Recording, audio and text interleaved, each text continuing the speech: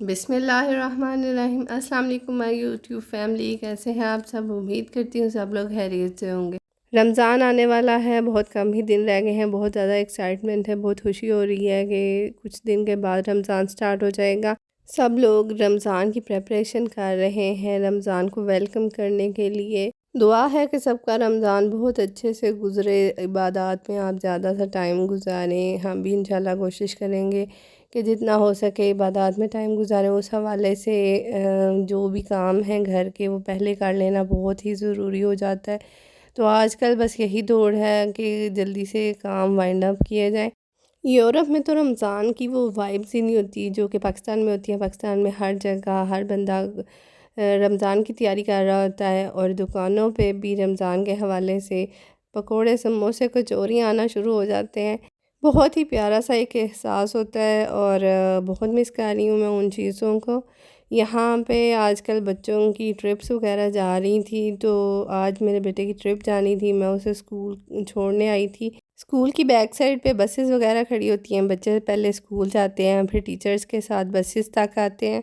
तो बसेस के पास मदर्स आके खड़ी हो जाती हैं अपने बच्चों को सी ऑफ़ करने के लिए। तो मेरा बेटा भी ज़िद कर रहा था कि मम्मा आप ज़रूर आना। सब बच्चों की मदर्स आती हैं, आप नहीं आती। मैं सम टाइम स्किप कर जाती हूँ क्योंकि दूसरे बच्चों को स्कूल छोड़ना होता है। आज भी मैं छोटी बेटी सारा को घर छोड़ के आई हूँ, वो सोई हुई थी। यूरोप में हम लोग इसी तरह से मैनेज करते हैं, अगर कोई बच्चा सोया हुआ हो तो उसे घर छोड़ जाते हैं।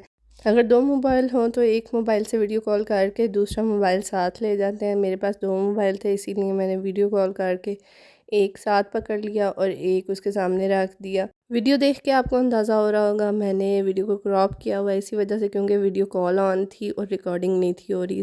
मुझे समझ नहीं थी आ रही कि रिकॉर्डिंग कैसे करूं, तो एकदम से मेरे माइंड में क्लिक किया कि स्क्रीन रिकॉर्डर ऑन कर देती हूँ। कैमरा ऑन करके मैंने स्क्रीन रिकॉर्डर ऑन कर दिया और रिकॉर्डिंग हो गई। बच्चे चले गए थे ट्रिप पे और बाकी स्कूल थे, तो मैंने घर आके जल्दी से खाना वगैरह प्रिपेयर कर लिया, क्योंकि बच्चों को आके भूख लगी होती है, फिर वो जल्दी जल्दी खाना मांगते हैं। खाना प्रिपेयर करते करते मैंने बाकी तमाम काम वाइंड अप कर लिए। आज बच्चों के लिए दाल चिकन बनाया था क्योंकि उन्हें दाल बहुत ज़्यादा पसंद है।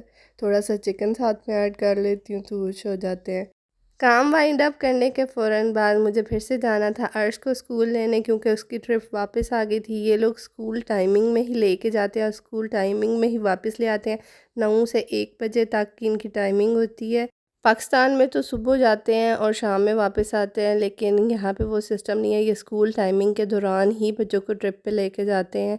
जहाँ पे भी विज़िट करवाना हो स्कूल टाइमिंग के दौरान ही विज़िट करवा के वापस ले आते हैं। मौसम आज फिर से ज़रा ख़राब हुआ था, बारिशें हो रही हैं फिर से और ठंडक हो गई है, तो बहुत ही ठंडा ठंडा सा मौसम हो गया हुआ है। बच्चे खाना वगैरह खा के दोबारा ट्यूशन चले गए और मुझे अपनी कैबिनेट्स क्लीन करनी थी, तो मैंने वो काम शुरू कर लिया। कैबिनेट काफ़ी ज़्यादा मैसअप हुई हुई थी, काफ़ी टाइम से मैंने इसे ऑर्गेनाइज़ नहीं किया, तो आज मैंने सोचा कि रमज़ान से पहले पहले इसको भी ऑर्गेनाइज़ कर लिया जाए। रमज़ान से पहले जितनी भी ग्रोसरी करते हैं उसमें जितने भी एक्स्ट्रा मसाले थे जो कि लेके आए थे, तो वो मुझे ऑर्गेनाइज़ करने थे। काफ़ी टाइम से मैं सोच रही थी कि इसको भी ठीक किया जाए ताकि स्पेस बढ़े। तो आज मुझे टाइम मिला था, तो मैंने कहा चलें इसको ऑर्गेनाइज़ करते हैं और आपके साथ शेयर करते हैं कि किस तरह से मैं इनको ऑर्गेनाइज़ करूँगी। अगर चीज़ों को अगर चीज़ों को इस तरह से ऑर्गेनाइज़ करके रखा जाए तो स्पेस काफ़ी बढ़ जाती है। अब ये पूरा मेरा कैबिनेट भरा पड़ा था, बिल्कुल भी स्पेस नहीं थी लग रही। तो इसको ऑर्गेनाइज़ करने के बाद देखिएगा कितनी अच्छी स्पेस मैनेज हो गई है। अभी मेरे पास कोई पेपर अवेलेबल नहीं था, वरना इस डब्बे के ऊपर मैंने वो पेपर लगा देने थे ताकि ये डब्बा थोड़ा प्यारा लगे। लेकिन जब भी मुझे अवेलेबल हुए या मैं गई और लेकर आई, तो मैं इसके ऊपर पेपर्स लगा के तो इसको थोड़ा सा डेकोरेटिव करूँगी। अगर आप किचन में कोई डीआईवाई करना चाहते हैं तो कोशिश करें कि प्लास्टिक के बॉक्सेस या प्लास्टिक की बॉटल्स या फिर स्टील के कोई बॉक्सेस वगैरह यूज़ करें। इस तरह के गत्ते के बॉक्सेस सिर्फ उस जगह पे यूज़ करें जहाँ पे पानी बिल्कुल भी नहीं, बिल्कुल भी नमी नहीं, या फिर खुश्क चीज़ें आपने रखनी हो तो फिर यूज़ करें। मैंने बहुत से डीआईवाईज़ देखे हैं जो कि किचन के लिए किए जाते हैं और इस तरह के बॉक्सेस से किए जाते हैं, लेकिन उनकी शेल्फ़ लाइफ बहुत कम होती है और बहुत जल्दी वो ख़राब हो जाते हैं। इसलिए कोशिश करें कि प्लास्टिक या स्टील वगैरह की चीज़ें यूज़ करें जिससे चीज़ें ऑर्गेनाइज भी हो जाएं और उनकी शेल्फ़ लाइफ भी ज़्यादा हो, हमारी मेहनत भी काफ़ी टाइम के लिए हमें फ़ायदा पहुंचाए। मेरे पास कोई भी पेपर वगैरह मौजूद नहीं था, इसलिए मैंने इसकी डेकोरेशन के हवाले से कोई काम नहीं किया। अगर आप लोगों के पास कोई वॉलपेपर वगैरह या कोई भी पेपर है जो कि इसके ऊपर लगाया जा सके तो आप बॉक्स को डेकोरेट करके रख सकती हैं। ऐसे बॉक्सेस बहुत ही इजीली अवेलेबल होते हैं। कभी कोई घर में सामान वगैरह आया हो, उनके बॉक्सेस होते हैं, पड़े होते हैं, हम लोग फेंक देते हैं, ऐसे उनको यूज़ नहीं करते। बट मैं बॉक्सेस का बहुत ज़्यादा यूज़ कर रही हूँ आजकल अपनी तमाम चीज़ों को ऑर्गेनाइज़ करने के लिए। मैं इसी तरह के छोटे बड़े बॉक्सेस यूज़ कर रही हूँ।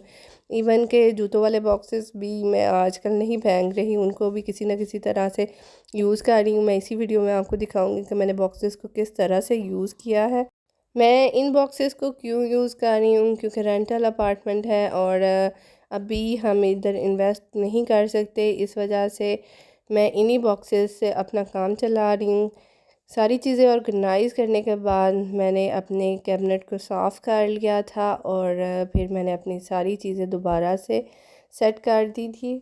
हम कामों से डरते रहते हैं और लगता है कि बहुत बड़े ये पहाड़ हैं जो हमसे सर नहीं होंगे, लेकिन बहुत ही जल्दी ये काम हो जाते हैं।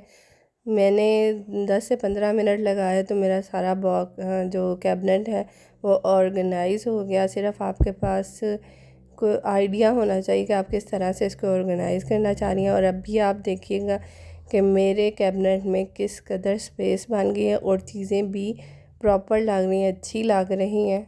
मैं बहुत ज़्यादा काम एक टाइम पे नहीं कर सकती, इसलिए मैं बारी बारी करती हूँ।